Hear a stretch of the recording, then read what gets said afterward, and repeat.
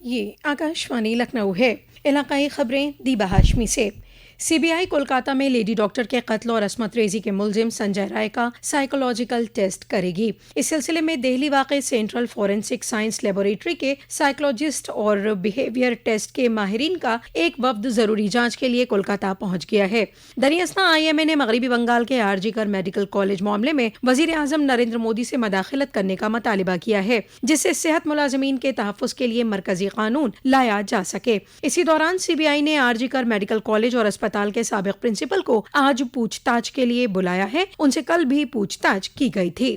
اتر پردیش کے وزیر اعلیٰ یوگی آدتیہ ناتھ نے آج ایودھیا ضلع کے آچاریہ نریندر دیو زرعی یونیورسٹی میں منعقد روزگار میلے کا افتتاح کیا، ساتھ ہی ایک شہر ایک پروڈکٹ کے ساتھ زرعی سائنس نمائش کا بھی افتتاح کیا۔ وزیر اعلیٰ نے اس موقع پر 30 کروڑ کی لاگت کے پروجیکٹوں کو معنون اور 48 کروڑ کے پروجیکٹوں کا سنگ بنیاد رکھا۔ انہوں نے 3500 طلباء اور طالبات کو ٹیبلٹ اور اسمارٹ فون بھی تقسیم کیے۔ اس کے بعد وزیر اعلیٰ نے ایک پروگرام کو خطاب بھی کیا۔ وزیر اعلیٰ نے کہا کہ عوام نے جب وزیر اعظم سے ذات کے متعلق سوال کیا تو انہوں نے کہا کہ ہماری نظر میں صرف 4 ذات ہیں، پہلی غریب، دوسری نوجوان، تیسری انّداتا کسان اور چوتھی ذات ہے خواتین۔ انہوں نے معاشرے کے سبھی طبقے کی ترقی کو رفتار دے کر یکسانیت لانے کی بات کہی۔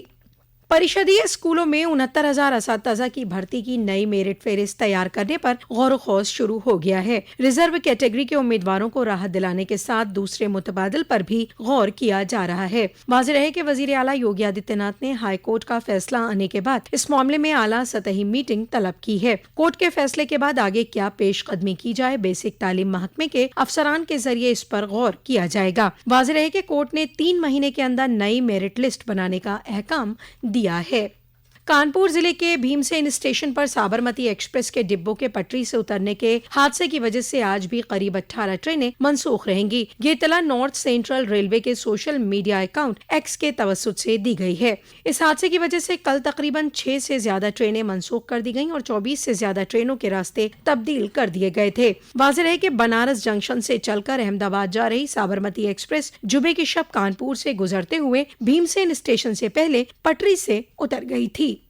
ہر سال کی طرح اس سال بھی رکشا بندھن پر بہنوں کو مفت بس سے سفر کرنے کا تحفہ ریاستی حکومت نے دیا ہے۔ ایسے میں آج شب 12 بجے سے 19 اگست کی شب 12 بجے تک 24 گھنٹے روڈ ویز بسوں کے علاوہ سٹی بسوں کی خدمات مفت مہیا کی جائے گی۔ اس متعلق لکھنؤ سٹی ٹرانسپورٹ کے ایم ڈی اور علاقائی مینیجر آر کے ترپاٹھی نے بتایا کہ روڈ ویز بسوں کی فری خدمات قیصر باغ، چار باغ، عالم باغ اور اودھ بس اسٹیشن سے ملے گی، جبکہ سٹی بسوں کی خدمات لکھنؤ شہر کے 22 راستوں پر مہیا رہے گی۔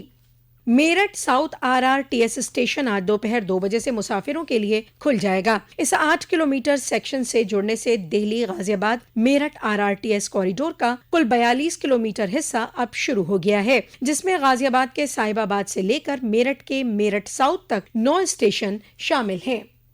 ایودھیا ضلع کے تھانہ کینٹ کے مئو شیوالے کے نزدیک رائے بریلی ہائی وے پر پیش آئے ایک سڑک حادثے میں 3 افراد جاں بحق ہو گئے، جبکہ ایک زخمی ہو گیا۔ یہ حادثہ اس وقت پیش آیا جب ایک گاڑی کو نامعلوم گاڑی نے پیچھے سے ٹکر مار دی، جس سے گاڑی میں سوار 3 افراد کی موت ہو گئی۔ زخمی کو ضلع اسپتال میں داخل کرا دیا گیا ہے۔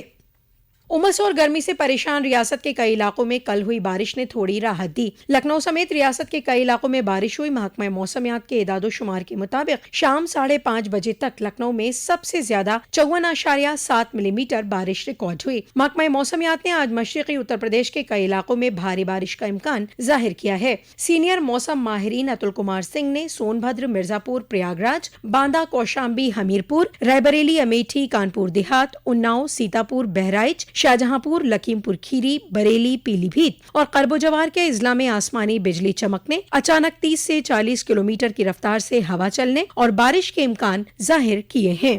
اسی کے ساتھ آکاشوانی لکھنؤ سے علاقائی خبروں کا یہ بلیٹن ختم ہوا۔